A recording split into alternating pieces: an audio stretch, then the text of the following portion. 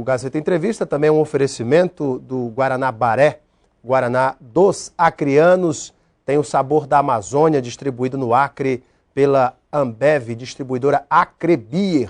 É isso mesmo, Baré, o sabor da Amazônia, também no Gazeta Entrevista.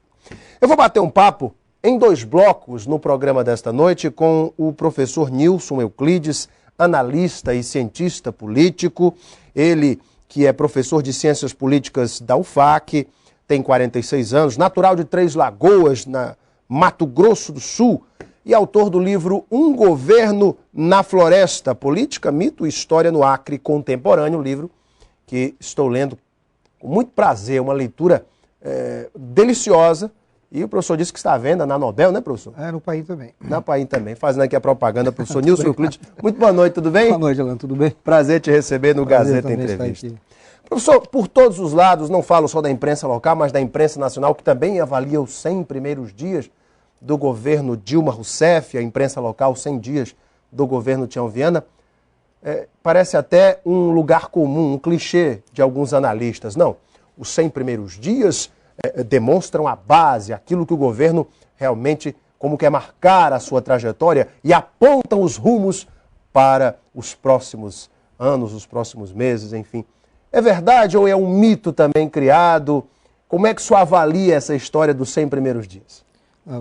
100 primeiros dias, para mim, qualquer pesquisa de aprovação, ela serve muito mais como injeção de ânimo para quem está governando do que para você usar como instrumento de fazer uma previsão de que um governo vai dar certo ou não. Essa é um espaço de tempo muito curto, né? A percepção da população ainda ela não está completa. Isso vai depender muito, principalmente, da capacidade que os governantes vão ter de cumprir as promessas de campanha e também de fazer uma gestão das demandas que vão ocorrer durante os 4 anos que vão completar a administração eleita o ano passado. Dizem que os 100 primeiros dias é o cartão de visita, é uma maneira de o governo mostrar como deve gerenciar as questões mais críticas, como deve também gerenciar pessoas. É um ponto a ser analisado também? Olha, eu volto a dizer para você, para o governo que recebe uma avaliação positiva, vamos colocar o caso do governador Tião Viana do Acre, para ele é extremamente interessante, né? Ele tem aí, na verdade, um tempo, né, para corrigir alguma coisa que ele achar que não está bem. Então ele tem esse tempo para poder fazer esses ajustes, o que seria diferente, por exemplo, se ele já começasse, tivesse ocorrido algum problema muito sério, né, uma denúncia de corrupção, ou algum problema gerencial que tivesse afetado essa popularidade ou essa perspectiva. Aí sim, o governo teria um problema. Porque ele teria pouco tempo para poder equacionar esse problema e seguir em frente.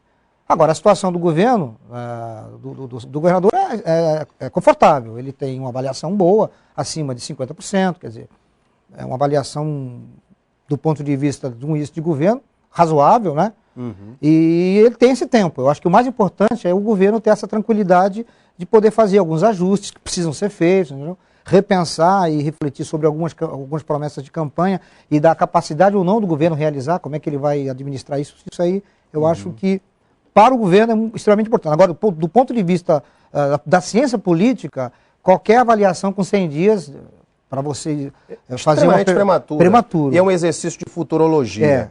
O governo começou, e o governador começou num trabalho muito forte na saúde, até porque ele é médico, prometeu um choque de gestão na saúde e iniciou a guerra contra a dengue, reduziu os números aí da dengue, principalmente na capital, e um choque de gestão no atendimento, na humanização do atendimento. Também fez um trabalho inicial na parte de produção, incentivo à piscicultura, distribuição de grãos, algumas áreas foram bastante visadas nesse início de governo. E também o primeiro momento, a primeira fase da ZPE. O governo acerta em começar dessa maneira? Olha, eu acho que, vou começar pela saúde, eu acho que a saúde é um problema e uma promessa que os governos anteriores do PT fizeram no Estado. Né? E a gente percebe que essas promessas, apesar de todo o empenho do governo de Jorge Viana e de Binho, a questão da saúde é um ponto delicado. E o senador, por ter sido responsável por algumas ações, né, a questão mesmo da criação do curso de medicina e todo o empenho que ele sempre teve como senador da República, em trazer recursos para a questão da saúde, coloca nele a obrigação, enquanto governador, de fazer uma administração diferente dessa questão. Ele será mais cobrado nessa área? Não tenho a menor dúvida. Né? O fato de ser médico, de ter feito da bandeira da saúde, de primeiro mundo e tal, a bandeira dos governos anteriores e a bandeira do governo dele também, eu acredito que ele vai ser mais cobrado. Agora, aí aumenta a responsabilidade também. Eu acredito que algumas medidas que ele tem tomado, medidas muito, digamos assim, do ponto de vista mais estrutural mesmo, né? Físico, reforma do pronto-socorro, a questão da fundação. Do ponto de vista de gestão, do trato com os próprios médicos, eu acho que mudou essa relação? Não, eu acho que num primeiro momento o governador me parece sinalizar com uma posição um pouco mais dura, não muito branda em relação à administração desses problemas da saúde. Mas a gente sabe que esse é um problema sério. Né? Não dá para bater de frente com essa classe. Né? Os médicos são profissionais importantíssimos em qualquer administração. Até porque eu já ouvi um dos gestores da saúde do Estado dizer o seguinte: os médicos têm um sistema na mão. Nós temos carência de médicos em diversos segmentos da saúde e se for bater de frente demais, pode haver um colapso. O senhor entende que é dessa maneira também? Não tem a menor dúvida. Eu acho que o governador, até por o fato de estar ministro de governo, ele vai ter esse posicionamento um pouco mais duro, mas as coisas tendem a uma negociação, uma certa flexibilidade por parte do governo em ao relação, longo dos próximos meses. Não tenho dúvida. A interlocução do governador Tião Viana com a classe política, notadamente com os deputados estaduais, está boa na sua opinião? Não, eu acho que o governador Tião Viana, eu acho que o mais importante desses 100 primeiros dias para mim é o seguinte: não é a questão da avaliação positiva por parte da população, tá? Que eu já disse isso aí, é muito prematuro. O que eu acho mais interessante é a gente identificar uma certa mudança de posição, de características na questão da gestão, do Poder Executivo. Se a gente pegar, por exemplo, o governador Binho, né, ele tinha uma tendência a não centralizar muito a administração, a não trazer para ele os problemas. Ele tinha, na sua estrutura... Demandava mais? Isso, descentralizava, demandava mais para os secretários. E não queria muito papo com os políticos, principalmente com os deputados. Mesmo porque ele não é um político de carreira. O governador Tião Viana já é uma pessoa um pouco mais experiente com relação a isso, e ele sinaliza por uma espécie de aproximação com as forças de oposição, que é correto. A experiência do parlamento o capacita para isso também, não? Não tem a menor dúvida. Afinal de contas, são 8 anos como senador da República, quer dizer... 8 não, são 12 anos, se eu não me engano. 12 anos, 12 né? anos. São 2 mandatos. 12 anos. Então isso, claro que qualifica muito mais o governador para isso. Mas eu acho mais importante aí, pelo menos essa avaliação que eu faço, é que há uma mudança de postura no sentido de fazer do executivo um poder mais forte no sentido da gestão pública. Eu acho que o senador Tião Viana, ele vai estar mais próximo, por exemplo, do ex-governador Jorge Viana. Ele quer fazer parte das decisões, ele acompanha, ele faz questão de centralizar as decisões, pelo menos essa é a impressão que eu tenho, que é muito diferente do ex-governador Binho, que tinha uma tendência a demandar mais as ações. Nesse ponto, Tião, então, tem uma avaliação bem mais positiva, até mesmo do que Binho. O senhor acha que o governador errou em algum momento, nesses primeiros 3 meses, 100 dias, em algum momento do seu governo, em alguma situação em que ele poderia tomar mais as rédeas? O senhor acha que houve um momento em que o governador talvez não tenha, enfim, acertado? Não, é o que eu digo para você. 100 dias, ele não passou por nenhum grande teste, vamos chamar assim. Que a gente possa avaliar como, olha, o governador podia ter feito isso, aquilo.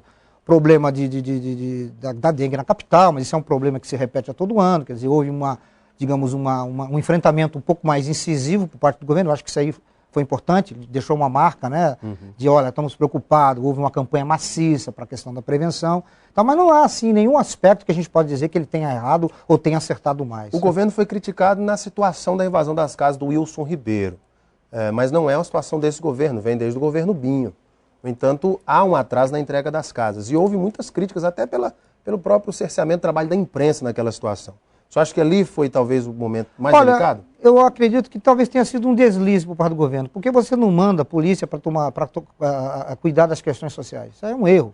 Talvez o governador, não sei se a assessoria dele ou quem foi que orientou a mesmo cumprindo um mandato de reintegração. Não, mas existem outras formas. E como o poder executivo, o governo tem todas as condições de ter levado aquela situação por dentro do campo da política, das políticas sociais, né? Colocar mais atores envolvidos dentro do processo e não partir. Porque polícia, para cumprir mandado, só pode dar naquilo, né? Quer dizer, há sempre uma resistência e a polícia está preparada para agir. É difícil você culpar a polícia. Eu acho que aí talvez tenha sido um deslize. O único, por enquanto. Por enquanto, né? Que eu vejo assim. O restante eu acho que o governo está... Começou bem. Começou, está muito cedo ainda para a gente fazer uma avaliação. Eu não me arrisco a fazer uma avaliação. Nem positiva, nem negativa. Eu acho que o governo é um governo de continuidade. Rio Branco recebeu nesses últimos dias, neste último sábado, para ser mais exato, o prefeito de São Paulo, Gilberto Kassab, que está fundando o PSD. Lideranças políticas do Estado estiveram presentes, inclusive pessoas ligadas ao governo, inclusive a Frente Popular, estiveram presentes na palestra do prefeito Kassab. Como é que o senhor analisa essa criação de mais um partido político, haja vista que nem mesmo a oposição no Acre está unida?